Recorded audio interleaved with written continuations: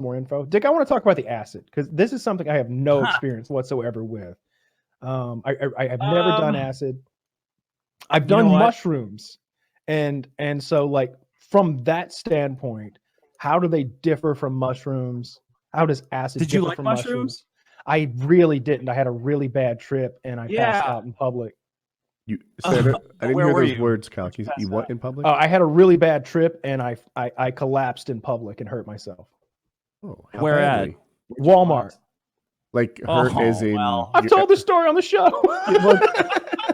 Let's pretend that some people didn't see that one. Well, you know, at least it wasn't somewhere where you could be embarrassed, right? Yeah, I had never taken them really at any dosage, but I did, and a girl and I went to out to dinner right after I took them for some reason.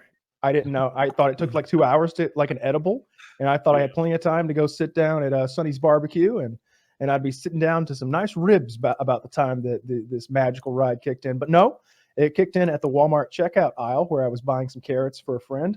And my mouth just went dry. I felt like I was having a panic attack. And I looked at the girl and I said, "I'm going to bathroom." And I handed her the carrots and stumbled toward the Walmart bathroom.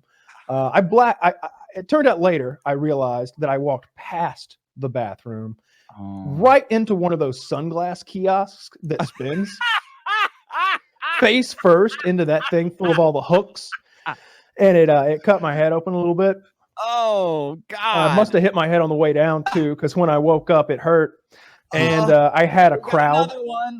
I had a crowd surrounding me, including a nurse who was like, you know, and I'm like, oh yeah, low blood sugar. The cops show up, and I'm trying to like explain to them low blood sugar, and then we get to we actually make it to Sonny's barbecue, where we stayed until we were sober.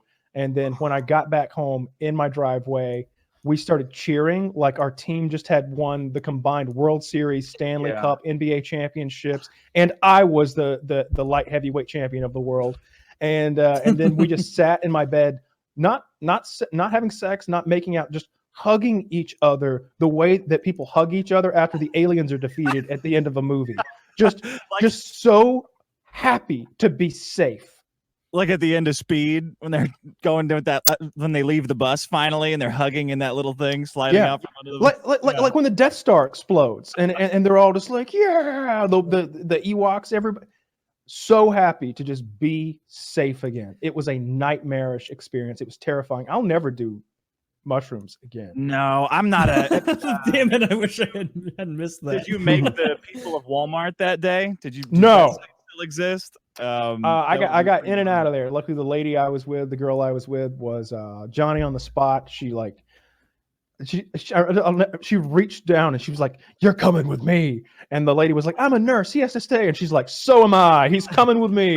And she was, and so she got me out of there. She saved me.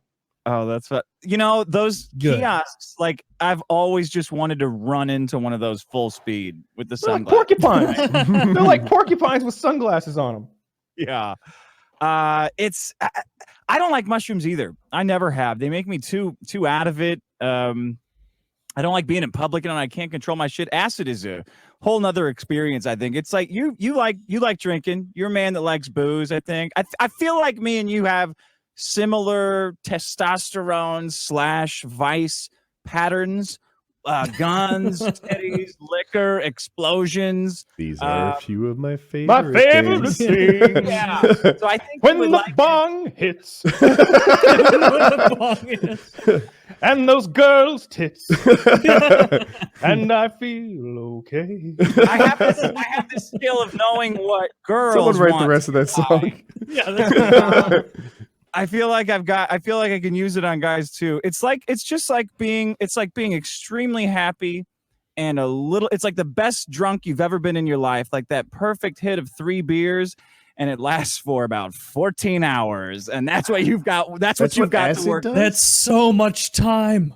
Yeah, that's it really true. well it has no, you can't sleep at all. So take it at 1. And actually, I got a good story for you guys. Do you guys know who Onision is? Yes. We don't know him, but I know his stuff. Yeah, I know his stuff. You know how he's he's accused of being a big time creep for a lot of things. Yeah, this story ends with Chris Hansen sending me a picture of his Emmy. Chris Hansen from the To Catch a Predator show. He's been on the show. Yeah, he sent me on Twitter. I was rubbing my Predator interview in his face, and he got off of his couch and he put his Emmy on his coffee table, and he sent that as a picture to prove me wrong. What an asshole! Yeah, to show that's what a fucking bitch. Just send a picture of your balls back, just like holding them. I don't see that as an asshole move. I mean, Dick started it. He's allowed to... I set him up for it. Yeah. So Chris Hansen has been after Onision for months. Like Chris Hansen is now no longer on the news, and he's trying to be like a YouTube guy. Right. He would probably come on your show. Actually, he's been on the show. Yeah, he was on a few years ago. Yeah. Okay. Yeah, a long time ago when he was just starting his True TV contract. Okay. Well, now he's like an e-girl online. He's trying to get money like interviewing freaks, but like he doesn't quite understand how. Oh, he'd love it here.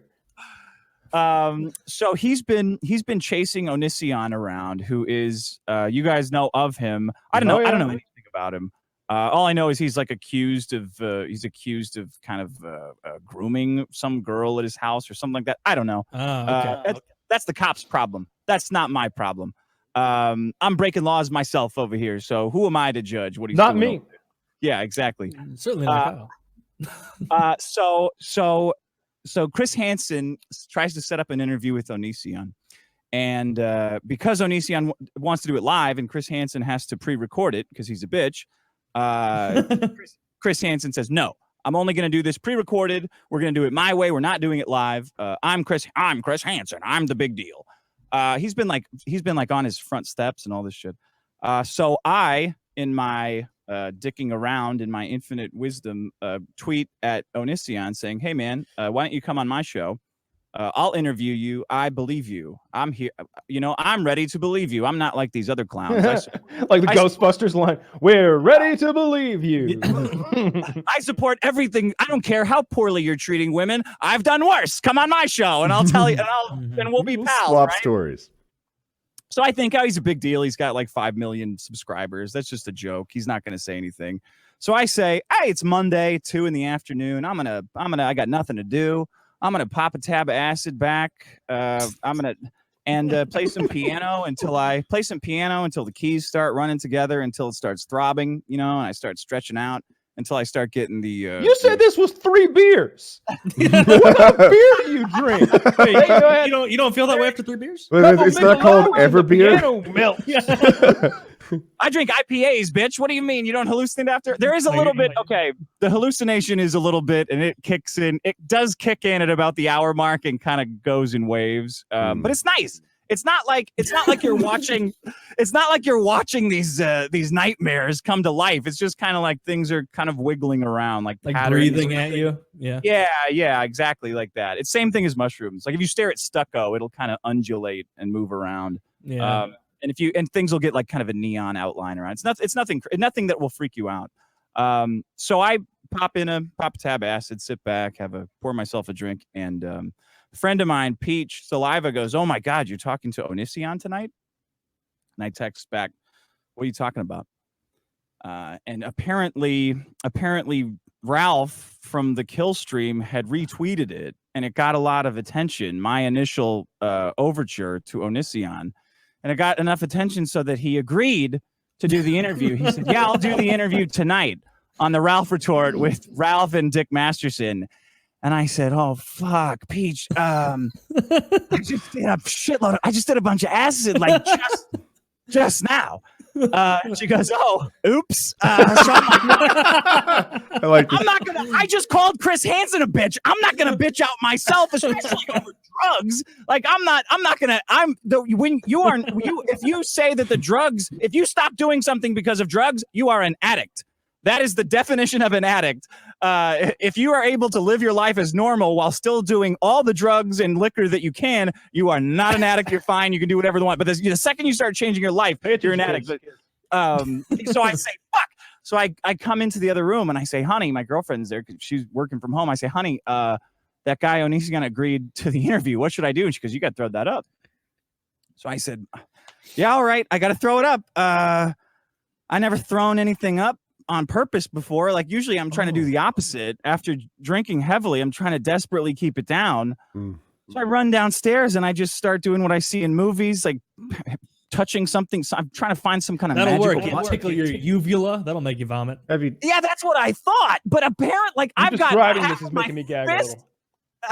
I'm sorry. I'll try to speed through the throwing up part. I've got half of my fucking fist down my throat. Like I'm feeling shit in there that I probably shouldn't be touching. You realizing that if good dick.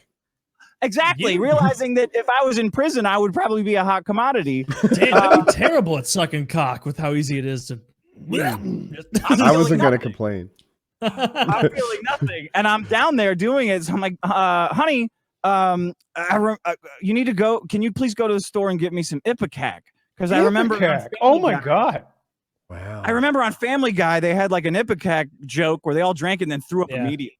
She's like, well, I mean, are you sure? Like, if I drive to the store and drive back, you're probably going to be fucked anyway. Just fucking do it. Just go to the store and do it for me, please. So I'm chugging salt water because this is something else I heard. Salt water and milk. All the salt almond water milk is the thing, yeah. Man, you're really diving deep into weird Twitter posts you've seen for advice. I'm desperate because I can't throw up. So she this will either make me vomit or send me into renal failure.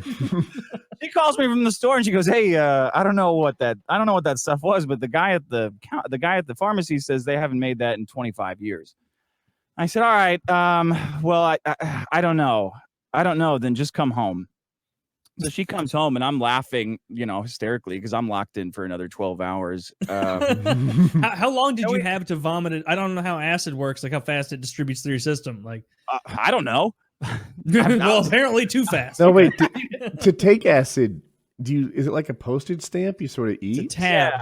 Yeah. You can get it in an eyedropper form, but it's like a tiny little stamp. So I know what you're thinking. Logistically, trying to throw up a tiny little stamp is retarded. Like, I couldn't throw up a Listerine strip. That's like something I have experience with. Oh, you have? I can't. No, like it wouldn't work, right? Like it would just be all over me or something. Yeah. Right? I was just running on desperation. Okay. So the interview starts, and I don't know if you've ever listened to this Onision guy, but like he's super progressive, and he doesn't use like his wife. He starts telling the story about I think his wife is like trans and had his sex changed, so he's referring to his wife as he. And this is right when the acid hits, and he's like talking about this weird polyamorous relationship with a 17-year-old that moved in with them. And I'm trying really hard to listen and make sense of it, but I swear to God, it doesn't make any sense. It's just not clicking with you at all. No, he's talking like he starts talking in the middle of sentences, and he's like, "Yeah, well, she said. I mean, there wasn't anything there." And he talks like Destiny, like where it's just really fast and rapid. And I start thinking like, am I even talking to a man? Like, am I in the wrong? Did I call into the wrong show? And I bring up Notepad and I'm typing to my girlfriend who's sitting there. I'm like, am I crazy? Like, does this guy make any sense to you? And she looks at me, she furrows her brow and looks at me and then just goes like, no. And I was like, oh, thank fucking God. So I think I managed to figure out that he was molested as a child. I asked him point blank. I'm like, wait a minute, wait. Were you molested as a kid or something? Like this is, and it's just dead silence over these questions. Like, no, what are you talking about? Like, no, man, I think the acid's telling me that you were molested as a kid. Did you say that, or were you still hiding the fact that the acid was? I was still hiding it because right before we started, I said, "Hey, Ralph, I got to tell you this story when we're done. Like, let me tell you this story when we're done." So it's a real bizarre interview. I think I held it together pretty well, but I had a bathrobe tied around my waist like a diaper. I was soaked in sweat in the studio down here, wearing nothing else but a bathrobe. But after the interview, just like Chris Hansen. Yeah, just like Chris Hansen. So after the interview, I was like, oh yeah, by the way, this was all done on acid. And I go tweet at Chris Hansen like, hey, but here's how you do your fucking job, Chris Hansen, from a real pro and a rocket scientist on LSD. Give it a listen. And Chris Hansen sends me back a picture of his Emmy in response. Well, all right, man, but you didn't get the fucking interview. Yeah.